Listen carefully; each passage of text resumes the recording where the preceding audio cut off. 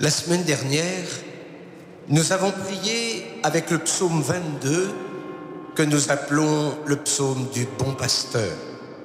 Aujourd'hui, nous retrouvons le berger dans ce psaume 79 qui est une prière lyrique sur l'histoire du peuple de Dieu, c'est-à-dire finalement notre propre histoire. Le psaume commence par une lamentation collective qui évoque d'ailleurs la prise de Samarie par les Assyriens en 721. Mais il est facile de transposer. Notre monde traverse une crise qui provoque une réelle désolation et lamentation. C'est le début de notre prière. Berger d'Israël, écoute, toi qui conduis Joseph ton troupeau, resplendis au-dessus des kéroubim, devant Éphraïm, Benjamin, Manassé, réveille ta vaillance et viens nous sauver. C'est un appel à écouter. Le psalmiste ne s'adresse pas directement à Dieu, mais au berger. Pourtant, c'est bien Yahvé qui conduit le troupeau vers le salut, vers cette terre promise. Laurent demande à Dieu de resplendir devant les 3 tribus du Nord. Il lui demande de sortir de sa torpeur, de se réveiller et de sauver Israël. Mais nous retrouvons le silence de Dieu que nous avons déjà évoqué dans les psaumes précédents. Quel chemin spirituel à parcourir pour découvrir que son silence est parole. Tout d'abord, l'écoute. Au lieu de dire à Dieu « écoute », peut-être faut-il nous mettre à son écoute. C'est le point de départ. Écoute, Israël. Rappelez-vous la scène où Samuel, enfant, entend l'appel du Seigneur. Il va voir le prêtre Élie qui lui donne ce sage conseil. Va te coucher et si on t'appelle, tu diras « Parle Seigneur, car ton serviteur écoute ». Et comme en écho à cette parole de Dieu, il y a cette belle réflexion du cardinal Sarah. L'ascèse du silence atteint son degré le plus parfait dans la vie de ceux qui ont goûté cette rencontre avec Dieu par la contemplation de son visage. L'ascèse du silence permet, en devenant petit comme un enfant, d'entrer dans le mystère de Dieu. Et saint Benoît commence sa règle ainsi. Écoute, ô mon fils, les préceptes du Maître et incline l'oreille de ton cœur. Il nous faut commencer notre temps de prière par le silence. Un silence attentif. Et nous découvrons dans quel sens on peut dire que Dieu nous parle. Parfois, de ce silence surgira une pensée ayant saveur de prière. Rappelez-vous les vers de Paul Valéry. Patience, patience, patience dans l'azur. Chaque atome de silence est la chance d'un fruit mûr. Oui, il nous faut de la patience. Et nous allons toujours beaucoup trop vite. Le père Caffarel aimait citer ce mystique du XVIIe siècle, le père Bourgoin. Je le cite. « Si la nature nous a donné 2 oreilles et ne nous a donné qu'une langue, c'est pour montrer que nous devons, conversant avec les hommes, 2 fois au moins plus écouter que parler. Que devons-nous faire avec Dieu? Mais je le reconnais, c'est une véritable ascèse. Avant de chercher à obtenir quelque chose de notre Seigneur, il nous faut d'abord être en sa présence. Au début de notre prière, nous posons cet acte de foi. Dieu est présent. Le reflet resplendissant de la gloire nous transfigure. Dieu nous attire. Dieu nous attire déjà dans sa liturgie céleste pour nous rappeler que nous sommes attendus. Tel est en tout cas le dessein d'amour du Père. Tel est le cœur de notre prière. Dieu, fais-nous revenir, que ton visage s'éclaire et nous serons sauvés. C'est Dieu qui nous convertit. Fais-nous revenir. Encore faut-il être à son écoute. Encore faut-il lui obéir. Mais notre demande va plus loin. Nous voulons voir le visage de Dieu. Nous voulons voir son vrai visage, pas le visage des fausses représentations de Dieu. Rappelez-vous Moïse, dans le livre de l'Exode. « Je t'en prie, laisse-moi contempler ta gloire. » Et la réponse de Yahvé est claire.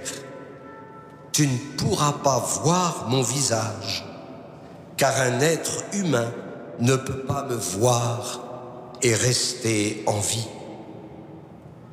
Et pourtant, nous avons tous le désir de voir Dieu, celui qui est un pur esprit, mais qui a pris un visage à travers son Fils. Qui m'a vu, a vu le Père. Voilà la nouveauté apportée par le Christ. Il est le visage du Père. Certes, nous voyons le Père de manière indirecte, mais c'est la préparation au face-à-face. Voilà la grâce de l'incarnation. Habituer nos yeux à voir Dieu. Oui, Seigneur, que ton visage s'éclaire, c'est-à-dire qu'il soit un visage de bonté et de bienveillance. Mais face à nos péchés, le visage est plus dur. Et nous reprenons le psaume. Seigneur, Dieu de l'univers, vas-tu longtemps encore opposer ta colère aux prières de ton peuple, le nourrir du pain de ses larmes, l'abreuver de larmes sans mesure? La question, elle est classique. Seigneur, jusque à quand? Mais le Seigneur refuse d'accueillir les prières de son peuple, parce que son peuple a encore besoin de se convertir. Rappelons-nous les mots du prophète Isaïe.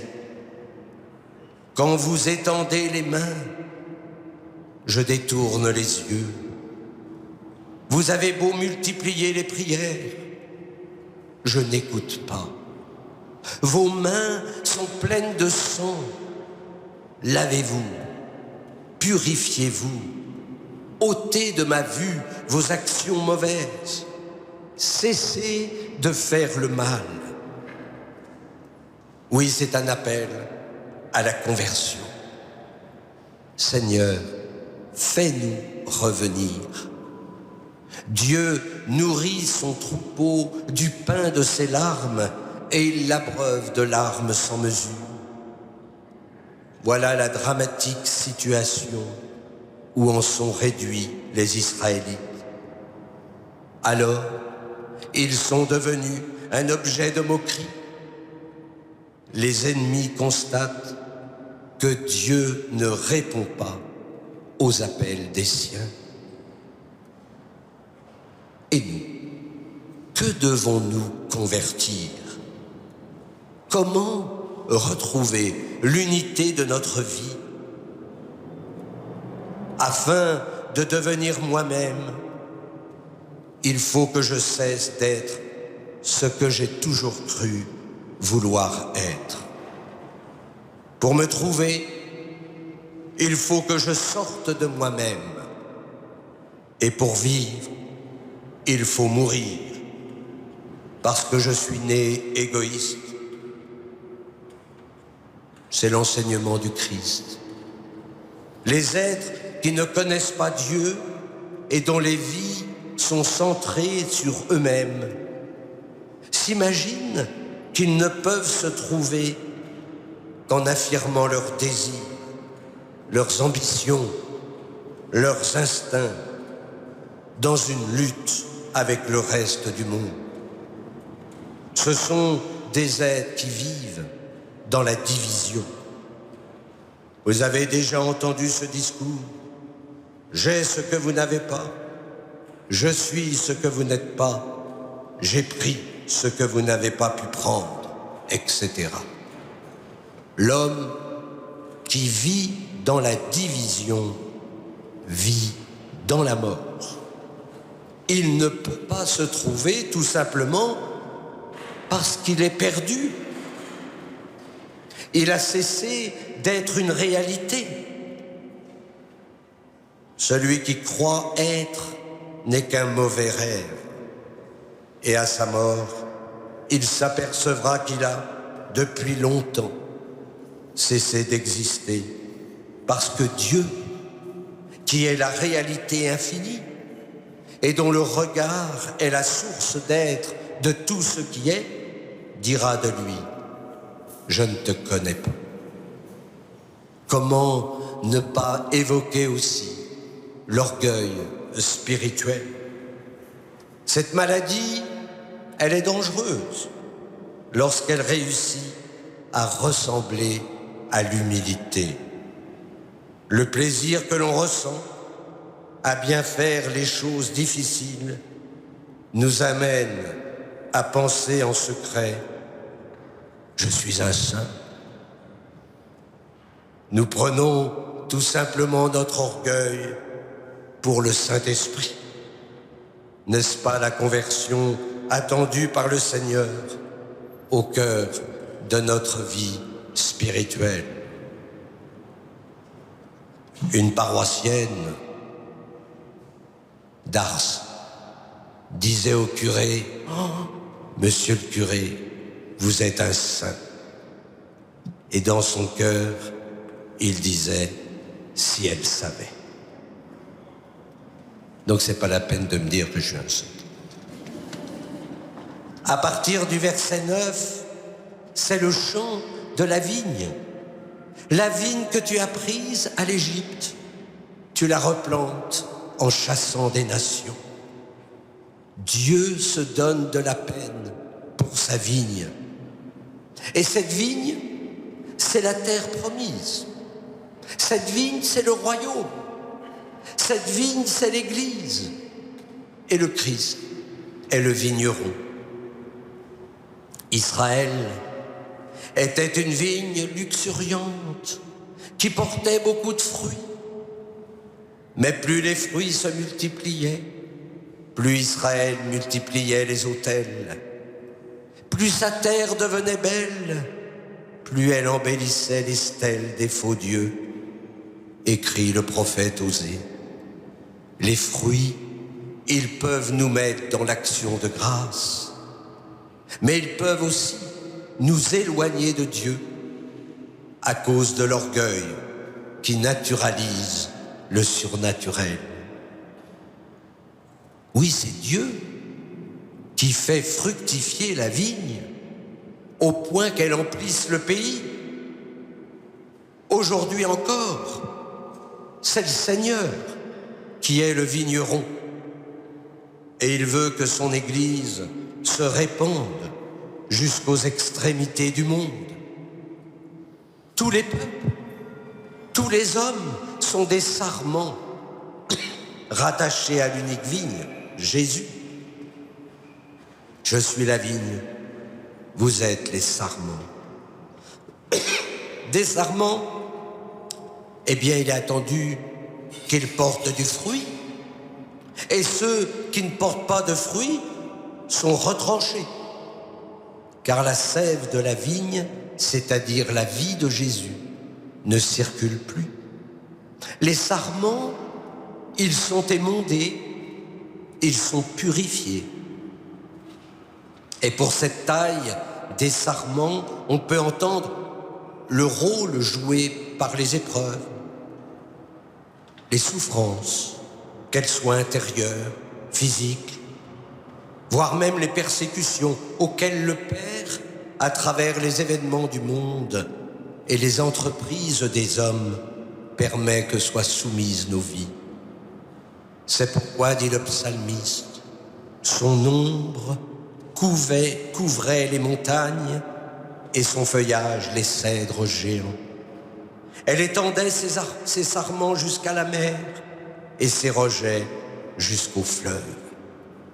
Le psalmiste évoque l'heureux pays que Dieu donne à Israël. Au sud, les monts de Juda. Au nord, le Liban. À l'ouest, la Méditerranée. Et à l'est, l'Euphrate. Voici l'espérance. Voici la glorieuse épopée d'Israël. La vigne couvre les cèdres du Liban. Mais les sarments ont succombé à la tentation. Ils ont revendiqué leur autonomie. Ils ont revendiqué leur indépendance. Et dans leur suffisance, ils voient le cep dont ils tiennent la vie comme un vieux bois noueux et rabougri, ainsi que les hommes un jour considéreront le serviteur de Yahvé. Misérable racine en terre aride, dit Isaïe, il était sans beauté ni éclat pour attirer les regards sans apparence. Ce serait pour le plus grand malheur des sarments, car ils seront coupés du cep, qui est la source de vie. Promptement, ils seraient condamnés à la stérilité. Ce fut le cas d'Israël, cette vigne luxuriante. Mais le risque, il est bien présent aussi dans l'Église. Pourquoi as-tu percé sa clôture? Tous les passants y grappillent en chemin. Le sanglier des forêts la ravage et les bêtes des champs la broutent. La désolation est à son comble. Le Seigneur semble abandonner la vigne, tout simplement parce qu'elle est corrompue. Le prophète Jérémie avait transmis les reproches du Seigneur. Je t'avais planté comme un cep de choix, tout entier d'excellentes semences. Comment t'es-tu changé pour moi en sauvageon d'une vigne étrangère? Ou, avec Isaïe, j'attendais de beaux raisins. Pourquoi en a-t-elle donné de mauvais? Le psalmiste évoque alors les invasions avec les ravages qui les accompagnent. Mais pensons aussi à la vigne qui est l'Église. Depuis quelques mois, nous traversons des tempêtes. Les ennemis en profitent pour saccager les beaux fruits. On parlera toujours beaucoup plus de l'arbre qu'on abat que de la forêt qui pousse sans faire de bruit. Le Christ, en tout cas, nous invite sûrement à un temps de purification. Ne rêvons pas, nous n'aurons pas une église de saints. Il faudra attendre d'être dans la Jérusalem céleste. Mais les saints pécheurs que nous sommes, nous devons emprunter ce chemin de perfection. Les scandales dans l'Église blessent le corps du Christ. Et ces blessures, ce sont des églises, parfois désertes, des manques de prêtres, plus de vocations sacerdotales et religieuses. Nous n'avons alors qu'un seul cri cet après-midi en nos cœurs. Dieu de l'univers revient pour nous aider à entreprendre la grande réforme de notre Église, celle de la sainteté. Oui, la désolation est à son comble.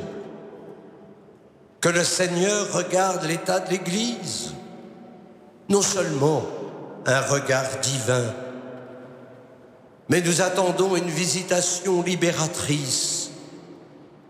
Oui, que le Seigneur reprenne en charge cette vigne saccagée, qu'il redonne aux cèpes et aux sarments de porter des fruits de qualité.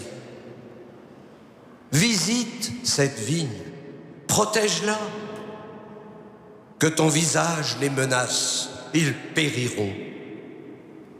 Le visage de Dieu peut être parfois menaçant, tel un père en colère, comme il peut être aussi un visage plein de tendresse. Le visage de Dieu, il désarme les ennemis. Dans l'Évangile, le Christ croise de nombreux regards. Nicodème, la Samaritaine, Zachée, le jeune homme riche, le bon larron, Saint-Pierre et tant d'autres. Ce visage du Christ qui nous met dans la vérité de notre être. Ce n'est pas un visage qui juge, non, c'est un visage qui reconstruit. Surtout n'échappons pas à son regard. Laissons-nous regarder par le Christ. C'est pourquoi n'hésitez pas à prier parfois devant une icône qui représente le Christ. C'est lui qui vous regarde. Ce regard pénétrant qui descend jusqu'aux profondeurs du cœur et qui nous unifie. Que ta main soutienne ton protégé. Quelle belle proximité avec notre Dieu. Nous sommes les protégés de Dieu parce que nous sommes ses enfants. Notre Père ne peut pas nous abandonner. Dieu nous porte sur sa main. Il est notre Dieu. Nous sommes ses créatures. En cette confiance, grâce à cette proximité retrouvée, nous lui disons notre désir de nous convertir. Jamais plus nous n'irons loin de toi. Fais-nous vivre et invoquer ton nom. Nous le savons bien, dès que nous nous éloignons du Père, nous nous déshumanisons. Ce fut le cas du prodigue dans la parabole des fils perdus. Loin de son Père, il est condamné à manger les aliments que l'on donne aux porcs, ces animaux impurs par excellence pour les Juifs. Loin de Dieu, nous dilapidons tout ce qu'il nous a donné. Nous sommes partis avec nos péchés et nous avons laissé la grâce à la maison. Il nous faut revenir près de Dieu, c'est-à-dire dans notre cœur, le lieu de la demeure trinitaire. Dieu est la source de la vie, de cette vie qui est plénitude d'amour, plénitude de joie. En invoquant son nom, nous lui signifions notre proximité, Dieu est de nouveau au plus intime de nous-mêmes, tout en demeurant naturellement le transcendant, parce que Dieu est Dieu. Dieu n'a pas besoin qu'on invoque son nom. En revanche, invoquer son nom nous enracine en lui. Dans le Notre Père, lorsque nous disons que ton nom soit sanctifié, c'est bien pour nous que cette demande s'adresse. Sanctifier le nom de Dieu, c'est se laisser sanctifier par le nom de Dieu. En Orient, la prière de Jésus consiste justement à redire le nom de Jésus sur le rythme de la respiration. Et c'est ce qui nous permet d'être dans la paix, en sa présence. Le nom de Dieu est comme une icône verbale. Et le psaume s'achève par le refrain du salut. En effet, le salut, c'est Yahvé qui revient. Le salut, c'est Yahvé qui fait revenir les siens. Seigneur, Dieu de l'univers, fais-nous revenir, que ton visage s'éclaire et nous serons sauvés. Et si nous reprenions dans notre prière et tout au long de notre journée ce refrain, non seulement cela fera travailler notre mémoire, mais cela va rythmer notre journée. C'est ainsi que nous serons en présence de Dieu. La meilleure préparation à cette mise en présence de Dieu au début de l'oraison. Entre deux activités, n'hésitez pas à réciter ce verset. Seigneur, Dieu de l'univers, fais-nous revenir, que ton visage s'éclaire et nous serons sauvés. Nous avons parfois tant d'activités dans la journée qui nous éloignent de Dieu. Eh bien, ce refrain nous ramènera à lui. Nous sommes parfois dans les ténèbres. Alors demandons au Seigneur de se révéler à nous et à travers son visage lumineux, ce visage transfiguré, pour retrouver ce chemin de lumière qui conduit à ce face-à-face où nous lui serons semblables. Ce visage révélé est le salut, car il prépare nos yeux à la contemplation et répond ainsi à notre désir. Nous voulons voir Dieu. Berger d'Israël, écoute, toi qui conduis Joseph, ton troupeau, resplendis au-dessus des kéroubim, devant Éphraïm, Benjamin, Manassé. Réveille ta vaillance et viens nous sauver. Dieu, fais-nous revenir, que ton visage s'éclaire et nous serons sauvés.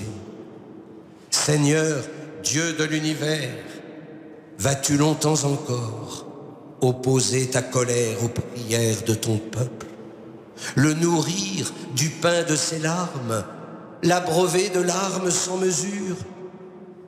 Tu fais de nous la cible des voisins. Nos ennemis ont vraiment de quoi rire. Dieu, fais-nous revenir, que ton visage s'éclaire et nous serons sauvés. La vigne que tu as prise à l'Égypte, tu la replantes en chassant des nations. Tu déblais le sol devant elle, tu l'enracines pour qu'elle emplisse le pays. Son ombre couvrait les montagnes et son feuillage les cèdres géants. Elle étendait ses sarments jusqu'à la mer et ses rejets jusqu'aux feuves. Pourquoi as-tu percé sa clôture? Tous les passants y grappillent en chemin. Le sanglier des forêts la ravage et les bêtes des champs la broutent. Dieu de l'univers, reviens. Du haut des cieux, regarde et vois. Visite cette vigne, protège-la, celle qu'a plantée ta main puissante. Le rejeton qui te doit sa force, la voici détruite, incendiée. Que ton visage les menace, ils périront. Que ta main soutienne ton protégé. Le Fils de l'homme qui te doit sa force, jamais plus nous n'irons loin de toi. Fais-nous vivre et invoquer ton nom. Seigneur, Dieu de l'univers, fais-nous revenir, que ton visage s'éclaire et nous serons sauvés.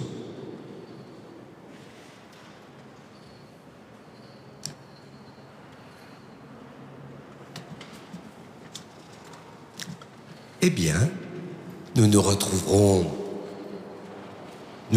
d'abord dans un quart d'heure pour les vêpres, et puis la messe présidée par notre archevêque, et la semaine prochaine, eh bien, nous reprendrons un nouveau psaume, et nous poursuivons ainsi notre chemin spirituel. Merci aux psalmistes de nous aider ainsi à avancer vers cette contemplation et vision de Dieu. À la semaine prochaine.